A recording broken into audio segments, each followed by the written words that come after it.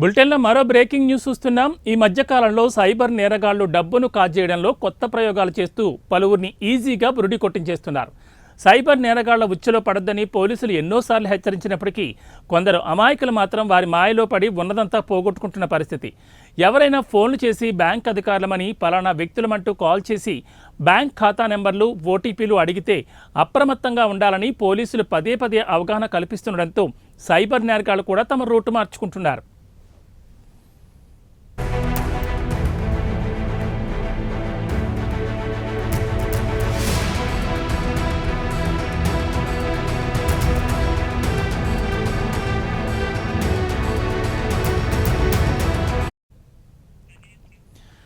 ఈసారి ఏకంగా supreme court justice పేరు చెప్పి మరీ మోస్తానికి తెరలేపారు కేటగాళ్లు.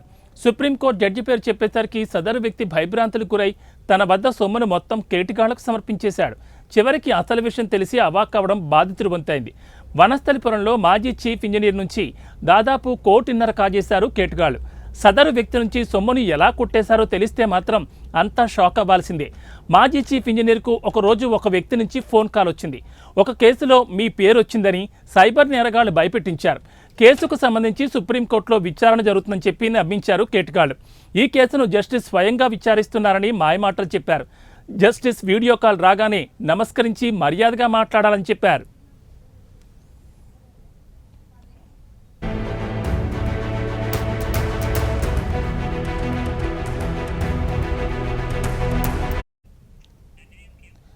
ఇలా ఫోన్ కాల్ రావడం, ఏకంగా జస్టిస్ నుంచే వీడియో కాల్ వస్తుందని చెప్పడంతో నమ్మేశాడు సదరు వ్యక్తి. కొన్ని నిమిషాల్లోనే నకిలీ జస్టిస్ వీడియో కాల్లోకి వచ్చారు.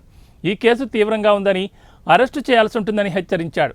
కేసు విషయమై డబ్బులను సుప్రీంకోర్టు అకౌంట్లో జమ చేయాలని చెప్పాడు నకిలీ జడ్జి.